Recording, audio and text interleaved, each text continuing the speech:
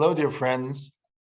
I'd like to talk today about Parshat Balak, very unusual parsha. Before that, I'd like to mention again that we have connection between two parshiot here in Bamidbar, Chukat and Balak.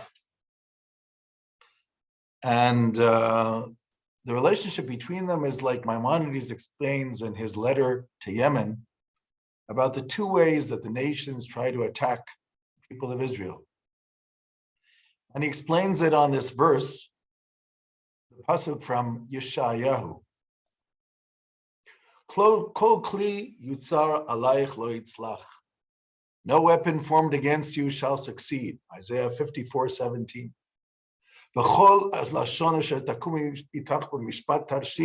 And every tongue that contends you at law you shall defeat. This is the lot of the servants of God, such their triumph through me, declares God. So no weapon formed against you shall succeed, and every tongue that contends with you, you shall defeat. The weapons that try to come against you, that was Sichon and Og, the kings of the Amorite kings that Moses and the Israelites were able to conquer in last week's Parshat Chukat. And the tongue that realized that in battle they cannot succeed because Balak, according to the Midrash, was appointed as the king of Moab because he was a warrior, but he realized that through war he cannot beat the Israelites, only through the power of speech. And that's why he says at the beginning of Parsha, that he says that they are devouring up everything, just like the ox that devours all the plants of the field. In other words, their power is through their mouth. Moses, everything he does is through speech, all the miracles. So if we can't beat them through war, through vessels, through kelim, then let's beat them through speech, which is what their power is. And he brings Bilaam, this prophet, in order from Petor Aram Naharaim, which seems to be from Syria. And the Midrash also calls him from Babylonia. So those are these two parshiot. The fighting against the Jewish people. Maimonides explains that sometimes they try to do things to us physically and sometimes argue with us ideologically. But in these parshiot, you can see that there is a battle using weapons, but now the weapon is the blessing and the curse. Now, another interesting thing about this parsha is Bilaam. Who is this individual as Bilaam? The truth is that there has been archaeological evidence to a person, Bilaam, who lived at this time, who was considered a sort of soothsayer, somebody who knew, had some spiritual, like shaman, and he's considered a prophet of the nations. In fact, the Talmud in Brachot says that Moses asked God that the nations not have prophets anymore because it's too dangerous. Because look what they do. He said, "V'niflinu ani v'amcha." We have to separate the Jews from all others, separate in the sense that the ability of prophecy only be among the Jews because it's too dangerous. So what did Bilaam do? And how is he able to bless or curse the Jews? Is a prophet able to finagle his way? Is he able to use the higher powers for his benefit? Isn't that what idol worship is about? That's not what a prophet does. Idol worship manipulates the powers of the upper worlds for their benefit. But a prophet speaks directly to God. So what exactly is going on? He speaks directly to God. Now, on the one hand, Bilaam actually says to Balak, I can only say what God's going to put in my mouth. So if he can only say what God's going to put in his mouth, how is he going to beat the enemies of Moab? And why does Balak say to him, I know that who you curse is cursed and who you bless is blessed? And he knew that because supposedly he had helped Balak before. So how did he do this? The Talmud in Brachot, Daf Zayin, says that what does it mean that Yodea Da'at Elyon? What does it mean that Bilaam knew the higher knowledge, the knowledge on high? Da'at Elyon, the heavenly knowledge. He didn't even know his own animal, right? His donkey bumped into this angel and he starts hitting the donkey because he doesn't even understand his own donkey. So if he can't understand what his own donkey is doing, how could he know what's going on high? So Talmud says something very interesting.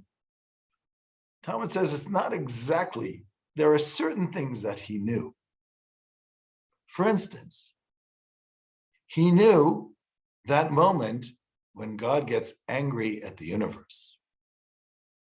Now, why would God get angry at his world? What's that all about? And the Talmud even says, does God get angry? Talmud says, yes. Because it says, El Zoem B'chol Yom. God gets angry every day. And the Talmud says, well, how long is that anger? The Talmud says, well, it also says in Psalms, Ki rega be'apo chayim b'rtzono. For in a moment, his anger is just for a moment, but then life is given by his will. So his anger is for a moment. In Hebrew, rega. Rega. There's a discussion both in Talmud and Brachot and in the Yerushalmi how much rega is, which is very interesting, but I'm not going to go into that right now. Also, the Nazir of David Cohen has an interesting interpretation of that in Kol Sofayach. But what does it mean, rega? There's one moment when God gets angry. Why does God get angry? Can't control his anger. What's that all about? Is God fickle? Sometimes he's angry, sometimes he's happy. What's going on? What is this anger?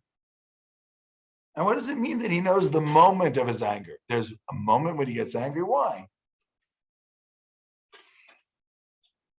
The world is based on the movement of light. In every moment, there is regeneration and decadence. Let's look at it, for instance, within the human being. We breathe in oxygen, and it oxygenates our blood and goes to our brain, get the oxygen from the lungs into the blood, and that gives us life. And then we breathe out the CO2, which also has to be taken out of our bodies. Now, in between those moments, when you breathe in, you can hold your breath for a moment. When you breathe out, you can hold your breath for a moment. When you breathe out, if you don't breathe in another breath, you will die. Now, our lungs do that automatically, but we all know, theoretically, that if we didn't breathe in again, that would be the end of us.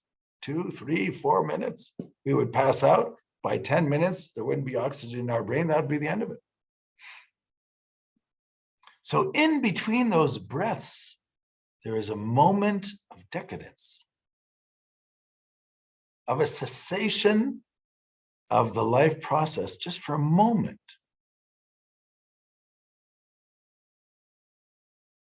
When you put a seed into the ground, in order for it to grow, the seed has to deteriorate. And then you look and there's just dirt, and from that dirt sprouts a root and a tree. But that moment of decadence, when the seed starts coming apart, it looks like everything's about to die, but new life comes out of it. Kirega be'apo chayim birtzono. A moment in his anger, but life within his will. So all of life is based on this. We have these cycles. The cycle of the blood. The blood is oxygenated, it can now provide life. The oxygen leaves the blood. If it doesn't get oxygenated again, as I said before, it won't be able to supply anything to the brain, we will die. We eat food and our body lives on that sustenance. If we stop eating food, we won't be able to live. There's so many things. There's a balance within nature in order to keep us, for us to survive. So in between these is called the point of anger. The point of anger means that within all being and becoming, there is a point in the middle where there's a moment of decadence, that if it's not renewed at that moment, life will not continue. As it says in the tefillah, we say in the prayer, that God is constantly renewing life. This is the model or the paradigm of breathing in and breathing out. It's the paradigm of life. For those who are familiar, in the writings of the Ari, of Loriana Kabbalah, they have called Olam HaAkudim, which the parable there, the metaphor, is breathing into the Sfirot and the light coming back, and breathing in again and the light coming back, almost like playing a flute. So life is then this constant regenerating. Our cells are constantly being replenished, dying, and being replenished. Every 7 years, we're a different person, except for some of the matter in our brain, because our cells are dying and the new ones are taking their place. Again, it's decadence and regeneration. That's the way life works. And the only reason we look the way we do 7 years later, which resembles before, is because in our DNA, there's a memory in each cell of what we're supposed to look like. So Bilaam understands within nature that moment of decadence. That's called God's anger. That moment of decadence is called God's anger. Kirega ve'apo. It's just a moment. There's much to say about this moment, but I think I'll hold it there. In Hebrew, by the way, the word rega, Reish Gimel Ayin, in Gematria numerology, every Hebrew letter is a number, is 273. Some of you might know that in the natural world, at minus 273 degrees, that's called absolute frozen, where life ceases to exist. This is the concept of rega. There is a point within nature that for a moment, but there it's a constant, but for a moment, there is that rega. It's the moment before the regeneration. And Bilaam was able to understand when that moment is, because he was able to understand when there are flaws within the system. And he would try to curse at the moment of those flaws. And we have that right in the Parsha. How would he do it in the Parsha? It says, he said, look, I can only, see, Balak says to him, I know whoever you bless will be blessed, whoever you curse will be cursed. And the Midianites also go to him and to talk to him. And Bilaam says to him, look, okay, I have an idea. I know that you want to give me gold and silver and things like that. But remember, I can only say what God wants me to say. However, I have an idea. And he says, let's stand in certain places. And each time he takes them to different places where he can see the Israelites from a different vantage point every time. So it says each time which are the vantage points he wants to take them to. And each time, Bilaam wants to take him to a place, and Balak also, take him to a place where the Jews did something wrong. Because this is probably, like, for instance, he takes them to Rosh HaPisgah, because he knows that Moses is going to die on Rosh HaPisgah. That one actually Balak knew. That's why he's called Ben Sipor. He's able to see things also in his own way to figure things out. But the son of the bird. So normally, this is probably what Bilaam did. Only God can give the curse of the blessing. But remember, let's say there's a battle between two peoples. Nobody's perfect. Every people has their yitronot and chesronot, we say in Hebrew, has their strong points and their shortcomings. So all you need to do is look at their shortcomings to see what they did wrong, and they deserve to be cursed because of what they did wrong. Now, it might happen later, but maybe it could happen right now. So the other guys win the war. So when you have a guy like Bilaam, he's able to figure out what they did wrong and why they need to be cursed. So they can be cursed now instead of later. And because of that, lose the war.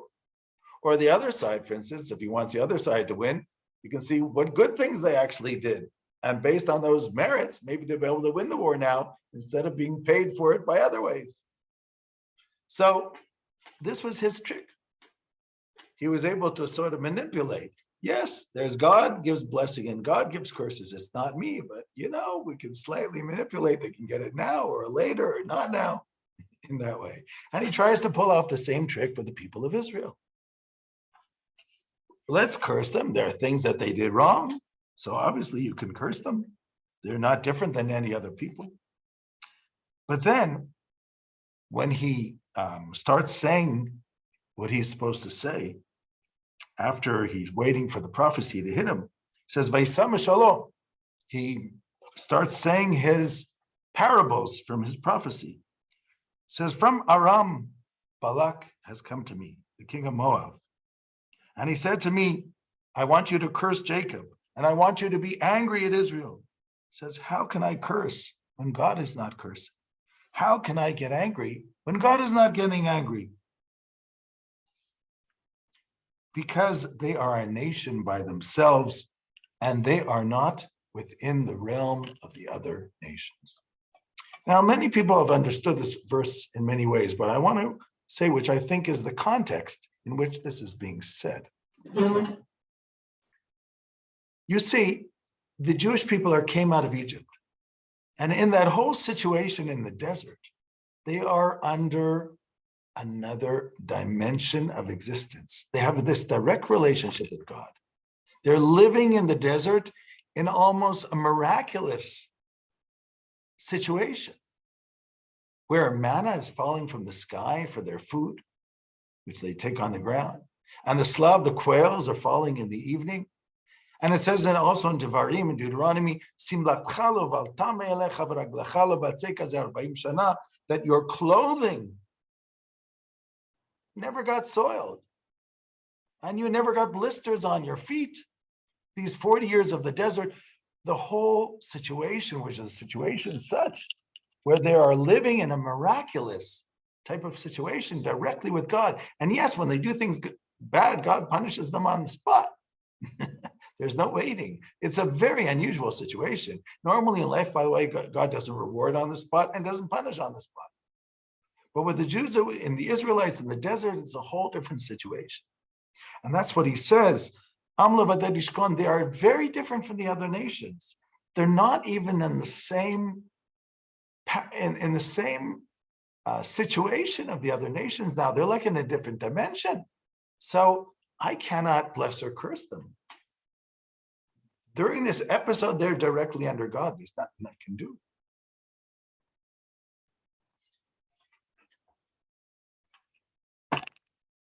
So Bilaam wants to curse them, and he knows the point of anger, and he knows how to curse at the point of anger, and he knows to look for the flaws, but he can't because the Jews are in a different situation. There's a midrash that said that when God took them out of Egypt, it wasn't for their merit. It was, as we say in the Hallel HaMitzri of the Tehillim, Ki le'olam chasto, for his kindness is forever. 26 times we say that. God took us, it's all talking about the Exodus story. God took us out of Egypt out of his kindness and of his love, not because we merited it. After 210 years of slavery in Egypt, we had lost it. We believed in God, but as human beings, we were just empty shells. And as we came to the Yam Suf, to the Red Sea, the Midrash says, the angel said to God, why are you saving the Israelites and drowning the Egyptians? They're idol worshipers and they're idol worshipers. But God did it because he knew the potential of the Israelites. Get them back to what they were before, and you'll see what they will be. So all this was done out of God's promise to Abraham, Isaac, and Jacob, and also for his love of the Jewish people, the Israelite people. So it had nothing to do with merits or with shortcomings. And therefore, Bilaam was not able to curse. all this was to explain then the power of Bilaam and his ability. Now, interesting, Bilaam is called a prophet. However, in the book of Joshua, he is called a kosem. When he's killed by Joshua, it says that they killed Bilaam the sorcerer. But actually in the Haftorah of this Parsha of Balak, it also says, remember how Bilaam tried to curse you, oh my people. This is in the Haftorah of this week's, of last week's Parsha, Parsha Balak. We're in Micah chapter 5, Micha. So it says,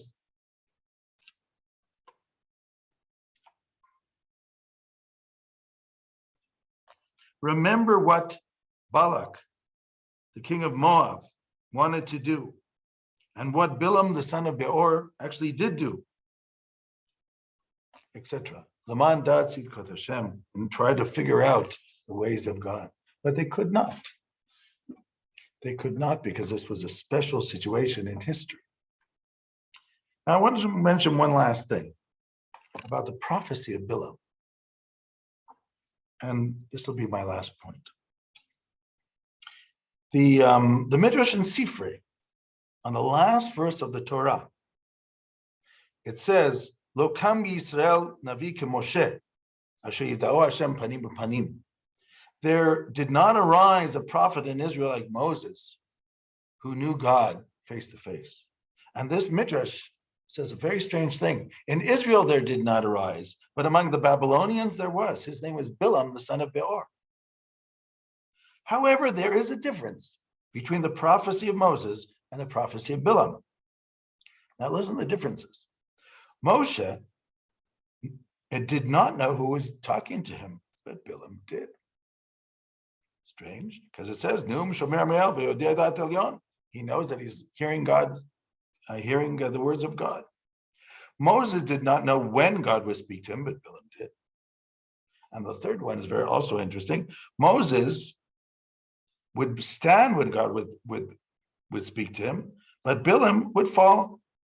Now here it sounds like it's supposed to be an advantage, but actually we know, according to my mind, it's a disadvantage when you fall. It means you're not able to stand. Moses was. So what is this? Does this mean that Bilaam had extra powers that Moshe did not? But then the Midrash says, let me explain to you, give you a parable, a metaphor for this. Mashal lema davar domeh. This can be similar to a tabach, a kitchen, a cook in the kitchen, because the cook knows who is coming in and going out of the king's table. That's all they say.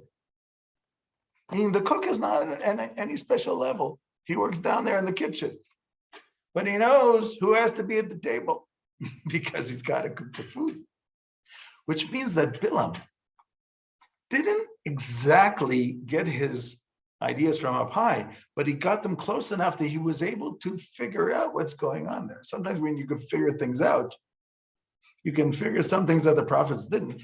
That's why it says, Chacham adif min navi, the wise man is greater than the prophet. Now, I want to explain one other thing. There's a lot of spirituality in the world.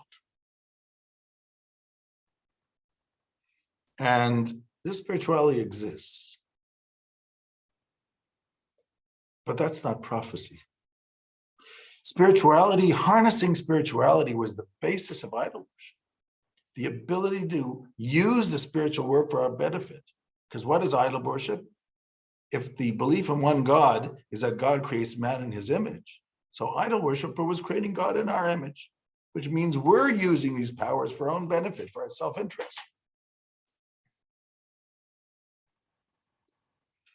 But the Jews know that it's not the powers of the universe which are the real spirituality. The real spirituality is well above our world.